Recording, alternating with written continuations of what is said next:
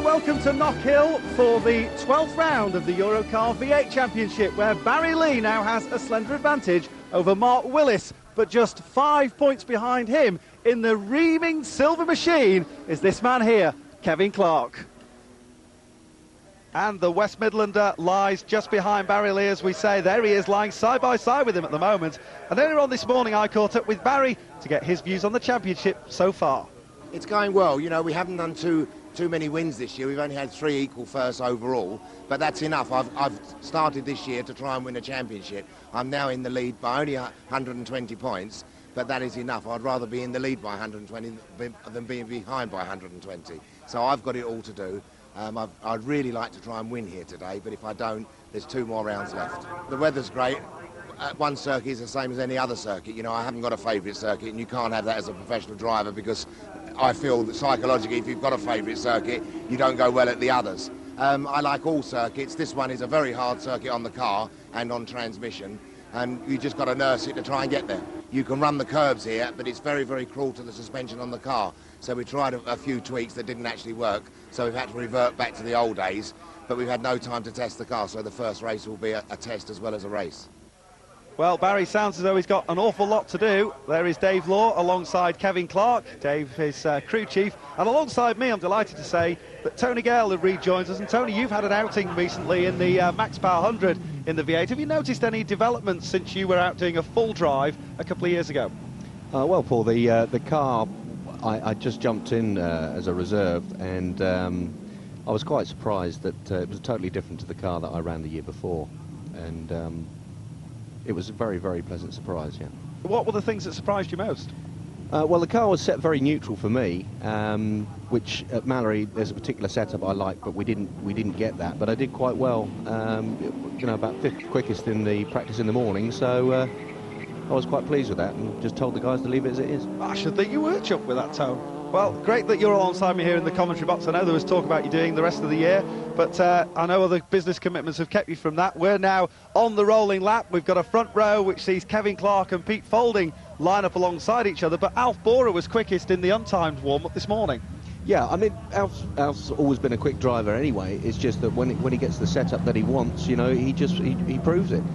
Well, he will line up on the inside of row 3 alongside Barry Lee. We heard Barry say he's had some problems. Stuart Bradburn at the wheel of the pace car will peel off into the pit lane. There he goes. So the red lights are on. We're about to get underway for this 15-lap event, and really it is so close at the top of the championship standings. Mark Willis in 65, Kevin Clark in 4, and Barry Lee in 1. Lee the leader at the moment, and away they go. So we've got a good clean start down into Duffus Dip, a very scary part of the circuit. Side by side through there, Peter Folding and Kevin Clark. And will Clark come out in the front? I think he will, as they go to McIntyre's. Mark Willis trying to follow him through alongside Mark Willis and having a great run here in practice. A bit of bumping and boring going on there through McIntyre's. Paul Sheard, I was about to say, has had a great time of it in practice. He's really looking on it, but it's a good start for Clarkie. He gets it out front. Mark Willis up into 2nd, Pete Folding 3rd, and Alf Borer's had a good start too. He's into 4th, but at least everybody's away cleanly, Tone, other than for the fact there was a bit of bumping and boring in McIntyre's. Yeah, you're always going to get the bumping and boring at Knockhill, Paul. There's not a great deal of room. You've got to ride the curbs, you know. It's nice to see that they've all come through, almost finished the first lap. Absolutely, a lock up there from Pete Folding as they come into Glenvarrigill, the hairpin, and well, he's managed to hold that 3rd place. And Pete, having won the championship last year, the V6 championship, he's found it quite difficult to adapt to V8s. How difficult a transition is it to make? You made that a few years back. How difficult is it? It is quite a shock, Paul. It's you know, where the V6s back then were, well, when I was in the V6s back in '95, you know, the step up is quite large, and there's a lot more parameters to work to with the V8 than there is with the V6s. Now, what about this circuit, Tony? We see them there flying through the chicane, and it's very bumpy there. You've mentioned already that you can take a lot of curve. You've raced here a few times at Knockhill. How do you feel about the circuit? It's a very, very physical circuit, Paul. I've got very fond memories of Knockhill, simply because I had my first race win here. I had a great dice up with Kevin Clark and the V6s back in '95. So it's always fond memories, but it's very, very hard on the cars. Little bit of bodywork rubbing going on there. Paul Shear just easing Barry Lee out wide, and Buzz Dawkins in the 22 car there, the Cancer Research back car, looking to try and get up on the inside, but Leo closes the door. He's a fairly old character, isn't he? Great with his racecraft. Oh, absolutely. Barry's been around long enough. He's probably forgotten more than I'll ever know anyway. Well, there he is in the number 1 car, just dropping down through Duffus Dip. Just describe to us, Tony, what it feels like dropping down through there, because it actually is a much steeper drop, isn't it, than it looks? It's very difficult. If you don't get that quite right, you're in trouble. You're just trying to gather everything up. But the car goes light. You're trying to drive it through the corner, and it's fine while you've got a little bit of space to do that. But of course, you've got somebody side by side. It takes some sorting out. Yeah, indeed it does. Well, Pete Folding's just dropping back off the leading Joe. At the moment, Kevin Clark leads from Mark Willis. Willis just going through the bottom, but they're all ganging up now on Pete Folding. Folding in the black and red car. Paul Shear trying to come down the inside of his teammate, Alf Bohr, and it's Shear. He might just have... if they'd have touched there, Alf would have been in a spin, quite literally. These two Team Brass car battling it out. Barry Lee behind there as well. Somebody just tuffing a little bit of grass on there. But great scrap going on for third place behind Folding. Yeah, I think it's... you know, the car at front is always going to get away slightly when the cars behind are fighting so hard. You know, this is a good scrap. Is it an easy place to pass on at Knockhill? No, it's very difficult, Paul. I mean, one of the... well, if you can say there's an easy place to pass, there isn't an easy place to pass, but probably the best one to set somebody up is coming down into the hairpin. So that's where we might expect to see some passing, although Alf Bohr is trying to get alongside as they come into Clark. That's Clark Bend as opposed to Kevin Clark. And talking about Kevin, who is the race leader currently in the number 4 Silver Machine, he's looking to try and reel in the advantage that Barry Lee has built up over the last couple of rounds. Of course, Kevin had an absolutely desperate time of it, but Alf Bohr goes to the inside of Pete Folding, and Paul Shear trying to follow him through too. Yep, that's the only... they've been looking at him for a few laps, and that's probably the only place they knew they were going to be able to get a clean pass. Now, Alf's got through there. He's up into third place now, demoting Peter Folding down into fourth as they cross the line there to complete their 4th lap of the 15. And would you expect to see Alf pull away now as Paul Shear tries to battle away behind Folding? Yeah, obviously Alf was quickest this morning. You would expect him now to try and see if he can reel in Kevin. I doubt it somehow. It's you know, Kevin's a long way gone now, and he's got a good car.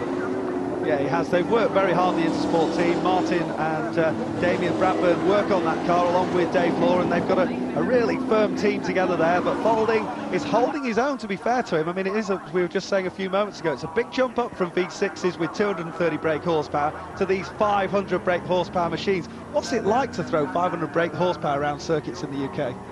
It's very, very difficult because, you know, the cars haven't got quick racks, what we call a quick rack, turn right, turn left, and, you know, it's one movement. They're 3.5 rotations of the steering wheel from one to the other. So, you know, you get out of shape, you're very, very busy. But Peter is a fantastic driver. He was a world champion in Formula 1 stock cars, which is, you know, V8 as well. But it's just that it takes some getting used to, and, you know, he's come in, and Kevin's improved, you know, year on year as well. But it was always a quick driver. It just needs, you know, a lot of... you need to get in a lot of testing and time in the seat. Well, a big slide there from Buzz Dawkins as he comes out of the chicane. You can see how they're slingshotting their way through there. Barry Lee in the number 1 car, remember, he was leading the championship, actually looking at the points table at 125 points, Barry's margin. But when you think that you get 120 points for finishing something like 6th place, it just puts it in perspective, doesn't it? And the gap between Mark Willis in 2nd place as we ride along here with Buzz Dawkins, you get a real view there of, as Tony was just saying, there he is through the hairpin, and it's almost a full turn of the wheel, the steering wheel, to get him round that hairpin, and it's not in fact 180 degrees, is it? No, that's right, and that's why if you get a little bit out of shape, you're in trouble. You've got a lot of work to do. You give yourself a real workout across the shoulders. Well, I was about to say, I'll just finish off that thought that I had before about Mark Willis and Kevin Clark. Clark and Willis 1st and 2nd respectively in this race, but 5 points, Tony, separated them in 2nd and 3rd place in the championship, and it looks again like the Eurocars will deliver a grandstand finale at Donington Park later in the year. Absolutely, it just proves that the system works. You know, it can go up and down, and, you know, from one race to the next, there's somebody else who's taking the lead. It's been absolutely fascinating, there's no doubt about that. Well, here is the race leader, Kevin Clark. We now jump back to Chris Dawkins, or Buzz Dawkins, as he's been called ever since there was a caricature of him in the programme, the race day programme. They likened him to Buzz Lightyear, so that tells you, sort of pictures it where it was, and he's taken to that with great aplomb. He's actually got a caricature of it almost on the side of his transporter. But this battle for second place is hotting up. Alf Bora, his lap times are dropping down, side by side now across the start-finish line. Paul Sheard in the yellow car on the outside. Let's watch them fly into Duffus Dip, and Sheard is through. So Pete Faulding, sadly for him, loses another place. Paul Sheard worked away at that over the last couple of laps, but he's made his way through. And Sheard, another one who's moved up from V6 power, and you raced against him, Tony. Yeah, and Paul's a very, very good driver as well. I mean, he was there, you know, for the championship in the V6s last year. A very, very capable driver. He's also an instructor at Alton Park, I believe, and you know, they just do take some getting hold of. They're a complete animal as far as I'm concerned. But that's again what I liked about them. What is it that makes them such an animal to drive? As we watch Kevin Clark complete another lap, still in the lead. In fact, we'll just pick up on Barry Lee here, trying to go around the outside. Look at Leo leading big time on Pete Faulding, as if to say to Pete, hey, I'm coming through. And Dawkins has taken the opportunity brilliantly there. Dawkins has gone through, and all looks as though Paul Eaton in the Arco car is trying to fight through. But what is it that makes these cars an animal? Well, it's just that they've got so much power, you know, the 500 horsepower. They've got more grunt than they've got grip, Paul. You know, it's just great fun to drive. Well, I've certainly seen you throw them around on a few occasions, Tony. I've always enjoyed that. Alf Bora is enjoying trying to find his way past Mark Willis. He might have a look there at Clark Curve, but I don't think he'll make it. Join us back here for the conclusion at Knockhill. We'll be back in just a couple of minutes.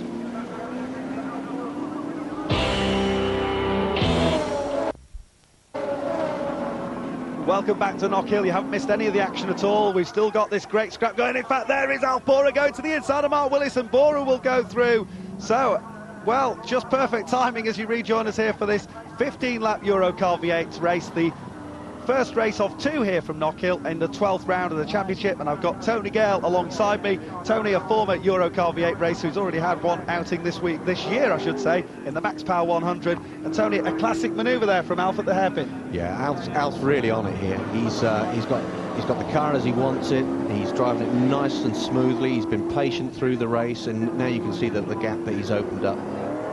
Well, he's working away. Here is Mark Willis, and Willis trying to hang on to the coattails of Alf Bora. Alf, though, he's really impressed me here this weekend. He was quickest, as we say, in the warm-up this morning, but Kevin Clark is away to the races. He really is charging on as we watch Paul Eaton in the 44 Arco car to try and go through on Buzz Dawkins. Barry Lee behind him, and, well, Paul's one of the characters of V8s, isn't he? Yeah, Paul's and a very, very good driver too. He's got good backing there from Arco. They're really into it. They've been with him since he started. So he's just probably a little bit off the pace at the moment, and he'll admit to that. He's a bit disappointed. Yeah, well, he's certainly, Arco, as you say, have been very, very supportive of the Eurocar V8s, and along with many other companies as well. And we're watching Alf Bora. There is Kevin Clark. Now, Clark is the race leader, but he's got something like a 5 or 6 second advantage over, in fact, it's building up to more than that. It's more like 8 seconds now, the advantage Clark has over second place Alf Bora. They are on their 10th lap of the 15, so 2/3 distance completed, and whether Alf can reel in Kevin will remain to be seen. But Mark Willis there needs to catch this man if he can, because 5 points, as we say, separated them. Just to remind you about the point scoring, there are 200 points for a win as Clarkey runs up the curbs there, 175 for second place, 155 for third, and then 140, 150, and so on down in 10-point deductions right the way down through the field. So an opportunity to score points, and I think the system that Paul Gerard developed, Paul Gerard, the clerk of the course for Eurocars, has just proven to make things so tight as we're seeing that at the top of the table now. Absolutely, and you know, you can see the way that Kevin's just left the pack, but he could be a lot further ahead, I feel, the way that Kevin's driving these days, but he's being very, very sensible.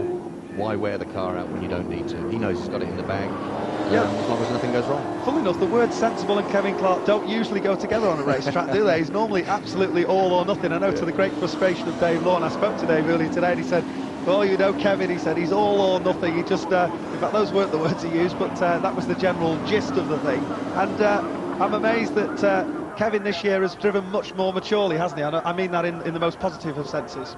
Absolutely. I mean, sometimes you can play the psychological games. Earlier days with Kevin, you could frustrate and try and make him lose his temper, and quite often he could, you know. And we've had some great stonking battles, but you know who you're dealing with when with Kevin. But this year, he's just class of his own as well. Absolutely is, and it really, that non-point scoring event at Croft in the middle of the year didn't help him at all. Unfortunately, there was some dramas with the engine at Croft, and they didn't even get the car out the garage, unfortunately. But there is Barry Lee. Now, Barry said earlier on he was having all sorts of problems and he couldn't quite get the car set up as he wanted it. I know they've been doing an awful lot of development work on the suspension system with the help of Penske, and he's running different shock absorbers. The rules over recent years, Tony, have been eased off slightly. Has that helped the technical development of the cars? Well, yeah, my personal opinion is that the early days in '96 when the cars came out and everything was controlled, i.e. the diff, the gearbox and the engine, you know, everybody had a chance, but, you know, it's progress. You've got to develop cars, otherwise it just stands still. Do you think the cars are better for that development? Well, certainly my little outing there at Mallory Park, it was nice to drive a car that would stop, and no, it's just differently. I thought the idea of motor racing was that you didn't stop, Tony. Well, you stop at the sharp bits. Yeah, I know what you mean. And here, brakes are a factor on it. We saw a big smoking moment there from Kevin Clark, the front left tyre, or certainly looked like something from the hub locking up. I know a lot of these cars use water to cool the brakes, don't they? Yeah, absolutely. You need them. I mean, you're finished. I can always remember my brakes, you know, nearly non-existent for the last 5 laps of a race. Well, here is Kevin Clark coming out of the hairpin and making his way up towards the start-finish line. It's been a great drive by Kevin Clark. He is getting into the final couple of laps now, and look at the advantage he's got. Al Four is still there in second, Mark Willis is third, Paul Sheard has hung on to 4th place, Buzz Dawkins back there in 5th, Barry Lee way down for his standards in 6th place, then Paul Eaton, Pete Folding, and rounding out the top 10, Mark Loveland in the number 10 car, curiously enough. And again, Mark's another one who made the step up. It's a big jump up, as we've already said, from V6 to V8. And Mark's got himself a nice setup there. Oh, Mark's invested an awful lot of money in his team. You know, it takes a while to get used to the cars, but at Mallory Park, he was there nibbling at my back bumper. And I thought, God, he's improved since the last time I was out.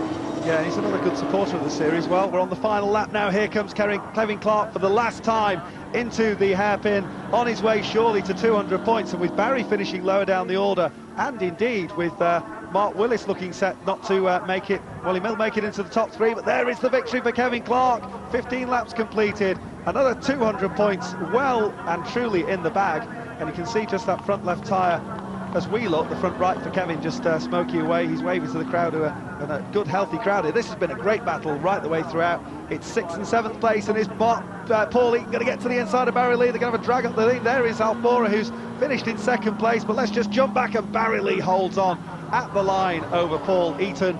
Great drive by Paul. He'll have thoroughly enjoyed that. I suspect, though, that Barry Lee will have enjoyed it less, but let's now get confirmation of the race result here. The first one at Knockhill of 2. And Kevin Clark confirmed with the victory over Al Four, who drove, for me, probably his best race of the year so far. Mark Willis picks up 3rd spot. He'll be pleased with that. It keeps him in the championship hunt, particularly with Barry Lee finishing down in 6th place. Paul Sheard, 4th. Buzz Dawkins in 5th place. And here comes Kevin Clark into the pit lane. And Tony Gale, again, a really professional and consummate drive by Kevin Clark. And he always gets great support, doesn't he, from the team? Oh, yeah, absolutely. He's the whole team are... you know, into it this year, big time. Dave is, here he is the man himself now. They're just a different league this year. And what's going through Kevin's mind there? Very hot, obviously. He's worked hard. You were mentioning that before, but Dave seems to be straight in there. No, there's another fella as well coming in. Oh, Stuart Brad, 3 Brummies together. Look at that. Listen, right, you've got to get up on the podium. Now, Stuart does a lot of work with the drivers, doesn't he? Making sure they're in the right place at the right time. But here is Kevin getting out of the car. Stuart Bradburn there, the Sergeant Major of the paddock. He is, isn't he? Very much so. Well, went well for Kevin, but it didn't go as well for Warren Kent. We've been having some problems with the gearbox through the whole season, and we thought we'd cracked it, but going into the hairpin, a lap before I retired, it was feeling really notchy going down the box, and then on that lap I came in, it literally just sticks in gear. I would have tried to nurse it home and, you know, just go for the points, but with this track, because you got up real hills and you need some power to get up them, and it would have just ripped the clutch and everything out, and we would have been, you know, deep in it for trying to get it out for the next race. He had a good start and was fortunate enough to be on pole to be able to do it. So, yeah, I took advantage of it, got away, and I was under no pressure at all. I do like Knockhill. I've always done well every time I've come here. You know, it must suit my style of driving. It's done me good in the championship, the win there, and Mark only coming third, and Barry was a bit further down. So it'd be nice if they both had a non-finish, but can't ask for too much. We got a bit bottled up in the first couple of laps, then managed to make some headway, and then it was chasing Mark and Kevin, who'd got away. Got past Mark, but then Kevin was lapping, as you know, he's set a new lap record, and I was never going to catch him, so I just settled into a good rhythm and made sure I got a good second. I'm fourth at the moment. I'm desperately trying to get in the top three. It's probably not possible if Mark, Barry and Kevin keep points scoring as they are, but it only wants one of them to have a bad meet, and I could get in the top three, so that's what I'm trying to do at the moment. Kevin and Alf had tremendous pace, so it was as much as I could do to, I couldn't possibly stay with them. So I just had to settle for the best place I could get, which was third, but I'm over the moon with that. It's points in the bag. There's 2 rounds to go. Let's get through this round and then concentrate on the next 2. Alf's one of the gentlemen of the track. He always gives you room when you're quicker than him, which is fair enough. It's the way we all should be, really. So you can only but do the same when the tables are turned. Well, Mark will get a chance again in race 2. We're going to have that. Join us back here at Knockhill in Scotland just after this short break.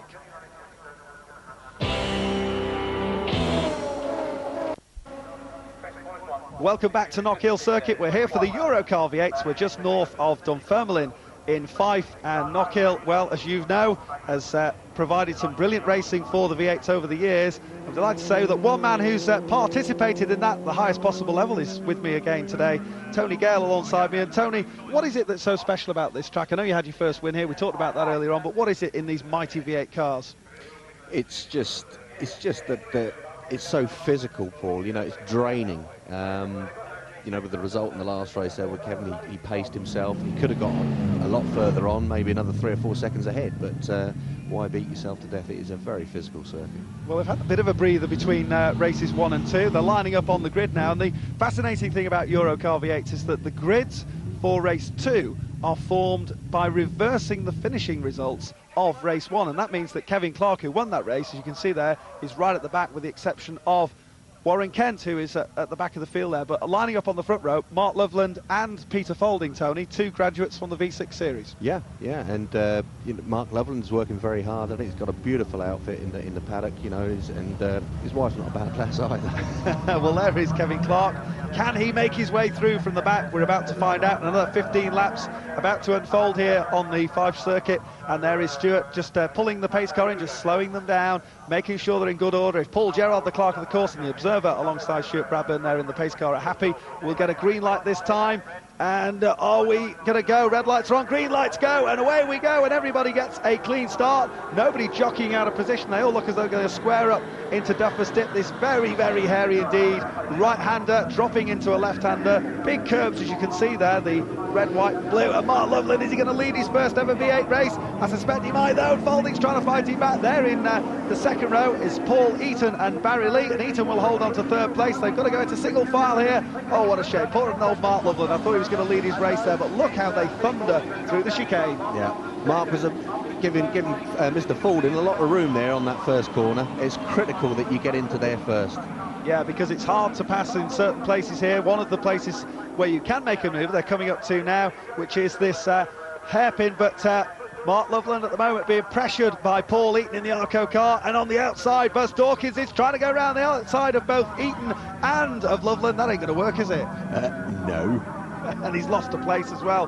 Poor old Buzz, he's had a bit of a difficult year, really. He promised so much at the beginning of the year, but it's not quite happened for him. But Folding leads as they complete the first lap of 15. Loveland second, then Eaton, Sheared, side by side, Dawkins and Mark Willis trying to pick up a place, and Willis will get through on the approach to Duffus. Clarkey looks ominous back there behind Buzz Dawkins. Oh, the spinner is Warren Kent, and he's into the gravel trap. That's the end of his day, sadly. Gearbox problems, I suspect. It could well have been.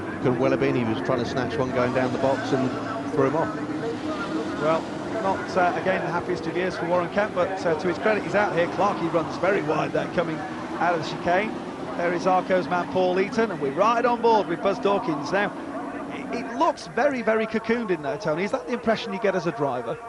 I think you forget all about that, Paul. And you do get a sense of feeling quite safe inside the car. You're surrounded in steel roll cage, but once the race starts, it's, you know, your eyes just light up and you're off. I bet they do.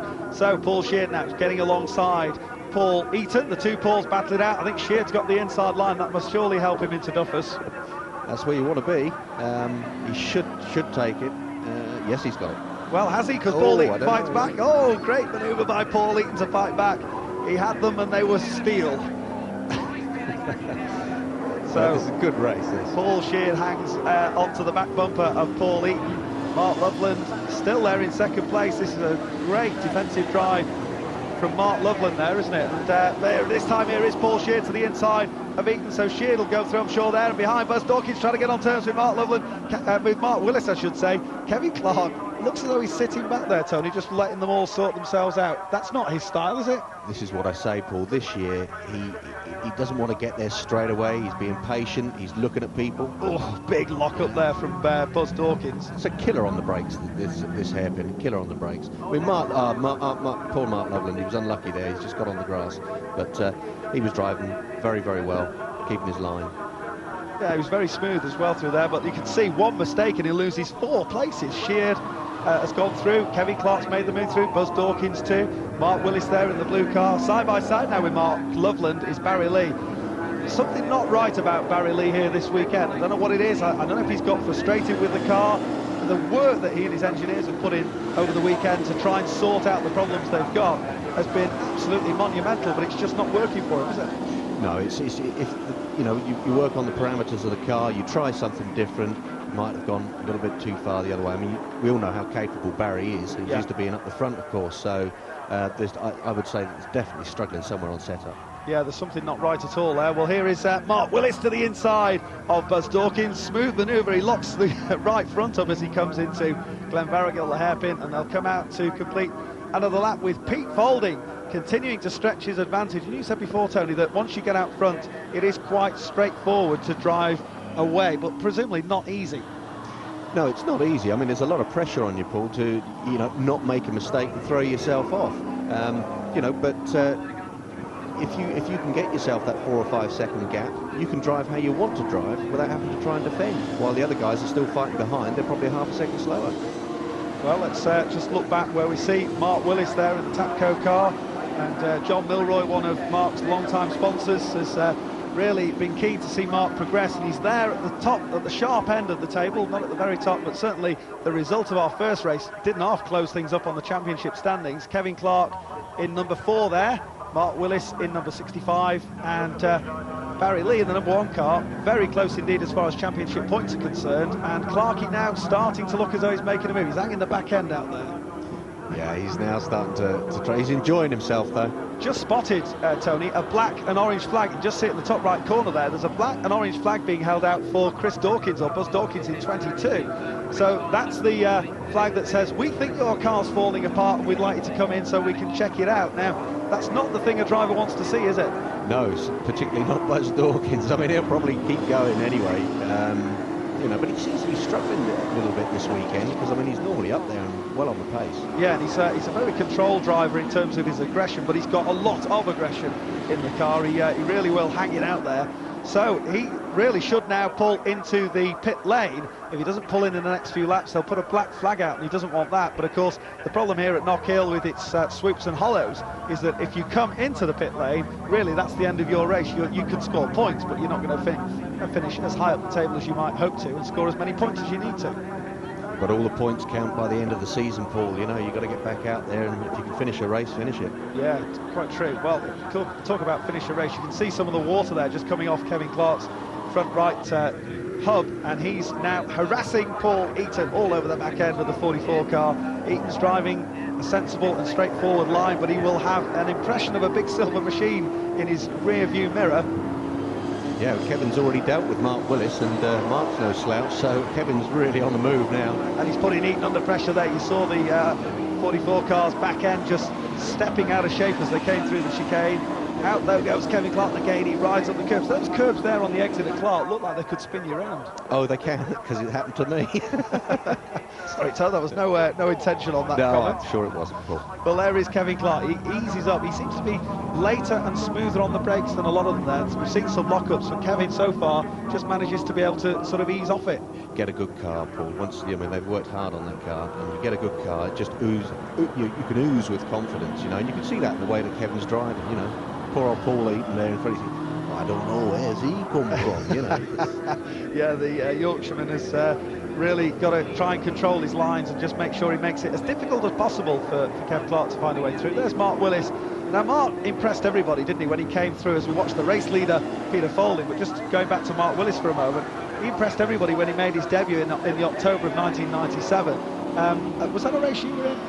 Yes, it was a race I was in, and it leaves you scratching your head. But Mark is an oval specialist. He came straight out at Mallory Park and he won a race. Staggering. Yeah, it was quite amazing how he certainly led that race and went on, and he came out at Mallory Park in the very first race of the next season. Him and Stevie Hodgson made their debuts in that in the 98 season last year, and both of them took the first two races. And I certainly one it surprised more than anybody. It was Mike Jordan, I think, who wondered what on earth had been going on. Yeah, I mean, he certainly wasn't going to get things all his own way that year. But you know, Mark has been there and thereabouts from day one, you know, but he works very hard with his father, and that all their spare time goes into that car. He's got a great team of lads around him, hasn't he? Dave Willis, Mark's dad, as Tony says, I think he lives, eats, sleeps and breathes Eurocar. The whole family do, in fact, and it's great to have them around. Well, let's just catch up on the battle for you. It's a sensational one going on here between Paul Eaton, who's still fending off Kevin Clark. Clark, they're having a little look down the corner that bears his name as well,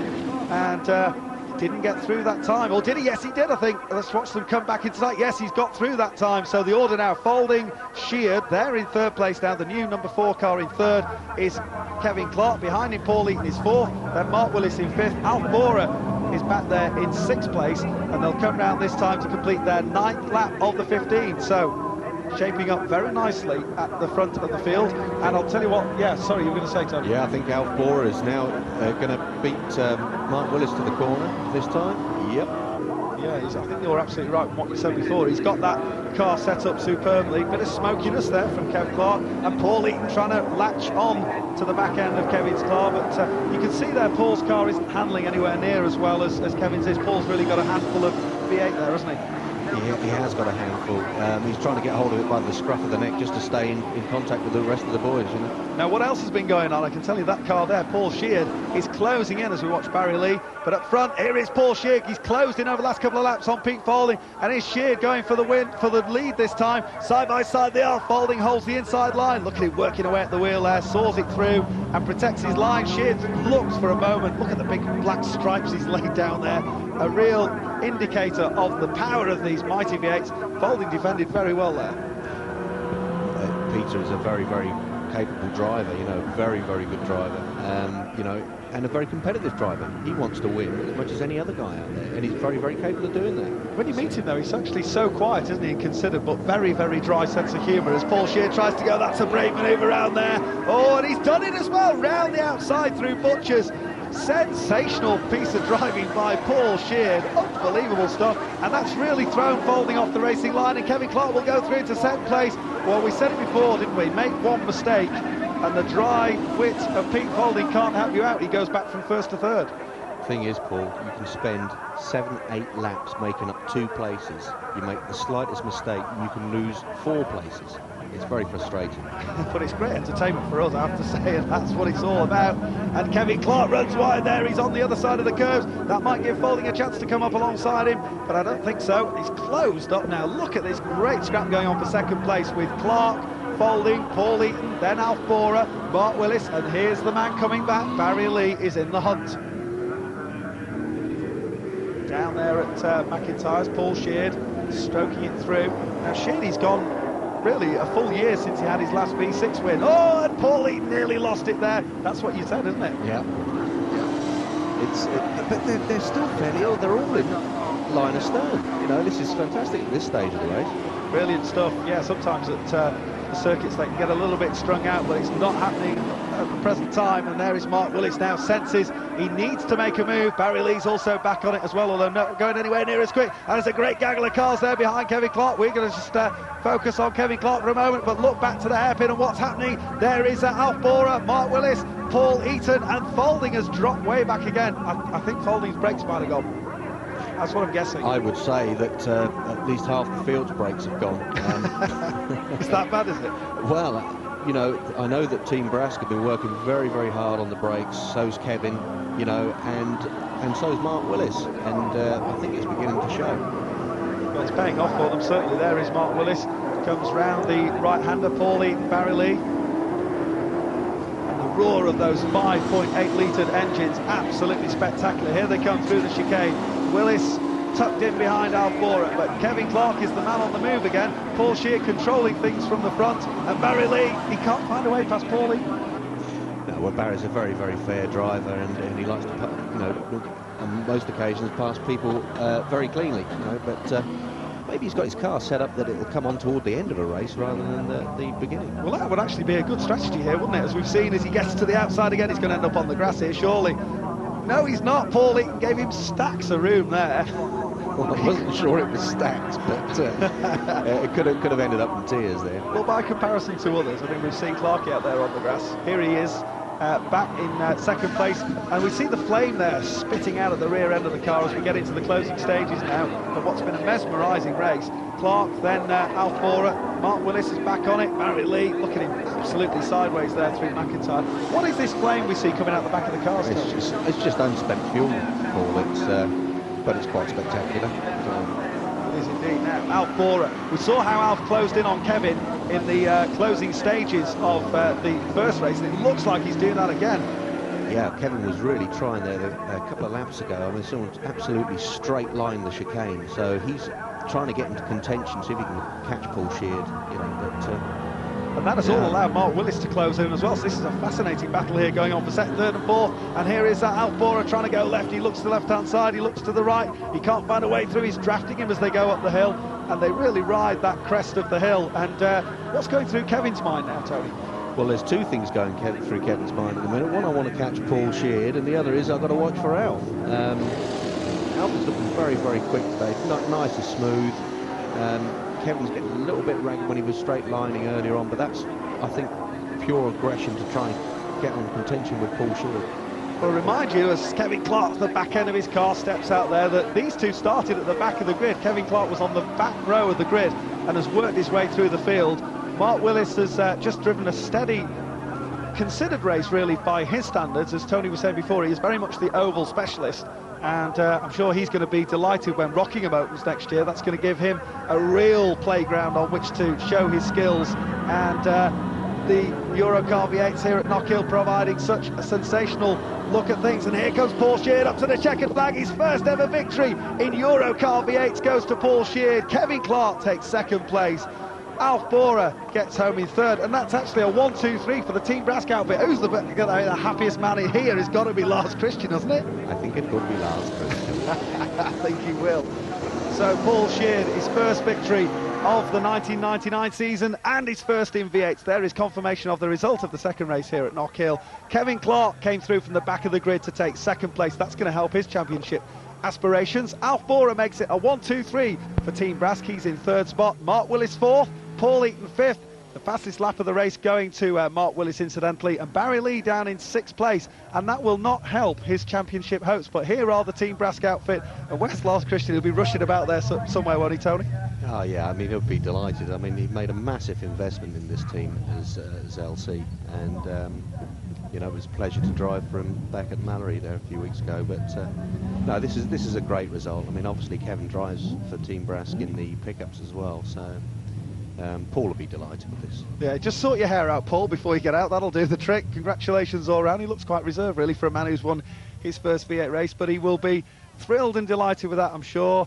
And so will all the mechanics as well. There is the garland from Barbara Howard. And Kevin Clark, of course, in there too, as well as Alf Bora. And Tony Gale, what's it like for a driver to get his first win?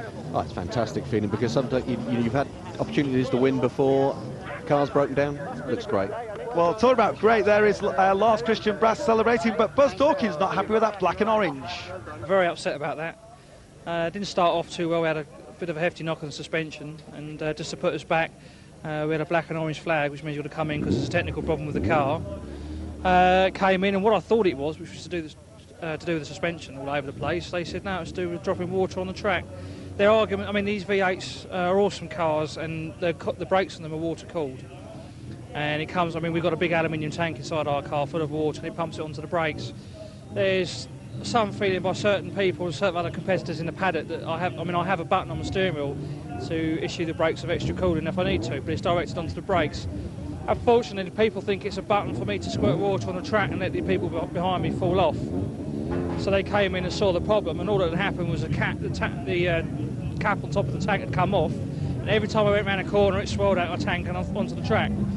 So they were warned about this before we went out, you know, and unfortunately they didn't see it our way and they complained about it. So therefore, what the suspension and that has put us last. They've now come in and now are insisting that they take our differential apart because they think it's illegal because we changed it last night. And obviously we're in Knockhill and we live in Kent. Our championship points are nowhere now, so it's been quite disappointing. And our attitude at the moment is just pack up, go home, look at it, and go to Mallory and see what we can do. But they won't let me out of the car until I take the diff out, and because there's other ways they can check it, they won't do it the easy way. They want it to do it the hard way. So unfortunately, it's not. That's it. Pete, so near but so far. I mean, Knockhill's usually been quite good to you, and it was almost a victory then of the second V8 race. Yeah, that's right. I got into a good lead. I got away. I thought I'd done enough, but when I switched my water brakes on, two switches side by side, I switched the wrong switch. I just thought I'd run out of brakes. The problem were that I hadn't switched the water on, so they just overheated, and the last 7 laps I just couldn't stop it in a straight. So there you go. To be on the pace, you've got to go quicker than the others, and to go quickly, you have to be able to stop very quickly. And the problem is, when you stop, you put these big disc brakes on, and when they've got a crack in it like that, it's impossible to stop. So that's my excuse. Well, basically, we're doing 150 mile an hour, and we have to go down 5 gears for 2 hairpins here. And basically, there's terra firma. There's no big runoff areas here, so I was very, very worried. Lars Christian, how's it feel to have the top 3 in that second V8 race? Oh, absolutely fantastic. It's the first win for us in a race in the V8. I think it's it's 100-something race in the V8s, and we finally got a win. We've had a win in the day overall, but this is a win for us. It's Paul Sheard. He was on the team orders in the beginning of the day, and he just pulled it off in the last race. Absolutely fantastic. Kevin, second, he is half a Team Brass member. He races for us in the pickup truck.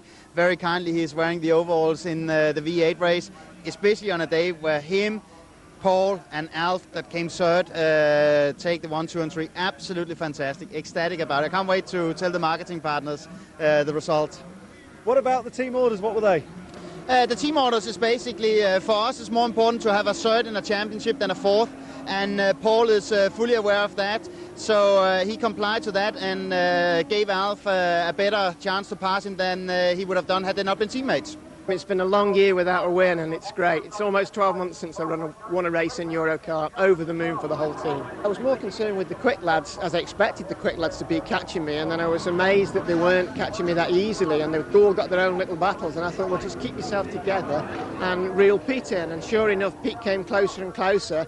And I knew Pete's a good driver, he never gives any problems, he's a little bit off the pace, and he made it quite easy for me to run by just before Glen Barrymore. So over the moon, superb. Just kept looking in my mirrors. I think I did more of the race in my mirrors, but it all held well. And I knew he was a second and a half quicker in the earlier race, and I just couldn't believe he wasn't catching me. I haven't seen the times, so whether he was off the pace or we gained some pace, we possibly gained some pace with the adjustments the brass lads made to the car. So it's a team victory that I'm very proud to be a part of. Yeah, it was good, wasn't it? I really enjoyed it. It was hard work for me to get through the pack from the back, and it cost me dear with my brakes and tyres. That's why I had nothing left at the end to offer. I was just doing my best to hold on to my own. It is hard work with the cars being so equal. There's no major advantage anyway. You just have to wait till the driver in front makes a slight mistake and then try and get alongside him and the right side of him for the next corner. The main thing I've got on my mind is the championship, obviously, and I would like to have a bit more of a barrier with the lead going for Donington. Mallory's not my best of tracks. I haven't had the best of luck there, but we're doing all right. Things are relatively going to plan today, so it's quite good. Yeah, it was a great race to be in, to be honest. That's the sort of motor race that, as a racing driver, you really would love to win, but you don't mind finish second, third or fourth, if you have that sort of race. Kevin drives their pickup, but he's a great race driver. But yeah, it was a real... I was so pleased for Paul. He's had such a hard year this year. And I'd love to win the race myself, but if somebody's got to win it, if it can't be me, then I would just like it to be Paul. the way we work it, the guys who come up the front of the first race have to go to the back, so then you've got to work your way through, and it takes a little while. I mean, I actually cooked my brakes and tyres a little bit in the early part of the race, and it took a while to find my way through. Once I got through, then, I mean, I wish it had another 5 laps, then perhaps we'd have a real old dice at the end. Yeah, I mean, that was superb. I love the traffic coming through from the back. Again, Alf and Kevin had a lot of pace in that race, you know, and we was just sort of trying to battle our way through a bit, really. We was definitely down on pace. I'm glad to get 2 good results, I think, from today. We're in a good shout for it now with 2 rounds to go, so we just got to keep our fingers crossed. Mallory's our track, so let's get up there and get some more points, and then be a fresh outlook going to Donington. Fingers crossed. There was a bit of argy-bargy there at the start, you know. We was arging and barging and a little bit of paint swapping, but then it all come out. Nobody, you know, got put out badly, so it all come out good in the end. I think we're suffering a bit of the hairpin, to be honest. We've maybe got to drop a gear for there. We've got to change a gear in the gearbox now to get out of that hairpin. They seem to be getting me there a little bit. Everywhere else seems fine. I seem to be on the pace. We're just losing it on the hairpin. So when we come back next year, we'll have to do some more homework. Well, he'll keep himself busy, but Tony Gale, a great result there for the 3 Team Brass boys. There they are on top of the celebration podium. That doesn't happen very often in Eurocar V8s. It certainly doesn't, and there'll be some champagne being popped tonight, Paul. There certainly will. Well, there on top are those 3 boys. Barbara Howe driving the podium car around, and well, I'm sure they're swapping some stories, as they did indeed swap some paint. Paul Sheard with his first ever victory. The happiest man up there, though, will be the man on the right-hand side, Kevin Clark, because as far as the championship points are concerned, he now sits right at the top of the table with 12 rounds, 24 races complete. But look how close it is. 10 points the difference between him at the top of the table and Barry Lee there in second. And you get 10 points for starting a race, but not finishing it. That just tells you how close it is. Mark Willis is back there in 3rd place. My thanks to Tony Gale for his comments and incisive look at V8 Eurocars. Let's leave you, though, with a few of the sights and sound of what's been a brilliant 2 races here at Knockhill.